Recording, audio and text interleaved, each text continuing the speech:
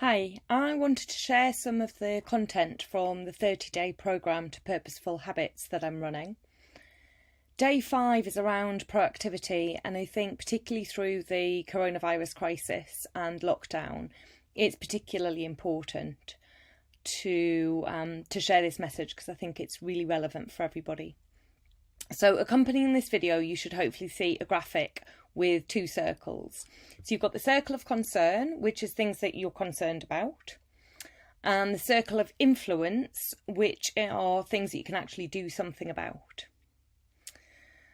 And I want to start off, before we look at the circles too much, I want to start off by sharing the Serenity Prayer with you. It beautifully illustrates how knowing the difference between your concerns and what you can influence is so key. Most people are familiar with it. It's used by Alcoholics Anonymous.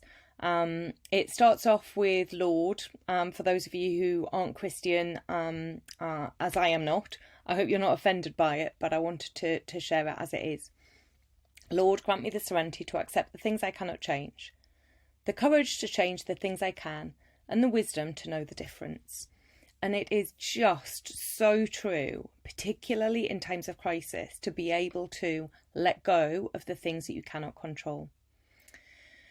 So starting then to look at those two circles, a proactive mindset focuses on the things that you can do something about, and that expands your circle of influence. So you want to expand that inner circle, and that reduces the concerns that we can't do anything about that are inside that circle of concern. People who have a more reactive mindset empower the things within the circle of control. So they worry about those things that are outside of their control. And that increases feelings of helplessness and reduces and squashes in that circle of influence. So by focusing on the controllables, the things that we can influence, we shift our mindset and expand that inner circle. And to become aware of which circle something resides in, think about the language that you're using. If you say something like, if I have more time, I will be more productive, circle of control. You cannot make time. Time is absolute. There are exactly 24 hours in every day. Whereas if you said something like, if I can be more structured with my time, I will be more productive, that's circle of influence. So if you're saying, if I can have blah, it's about control. If I can be blah, it's about influence. And I think the final point that I'd like to make on this is, if you spend time focusing on your circle of concern, those things that you don't have any control over, and you worry about them, and they do come to pass, all you've done is put yourself through it twice.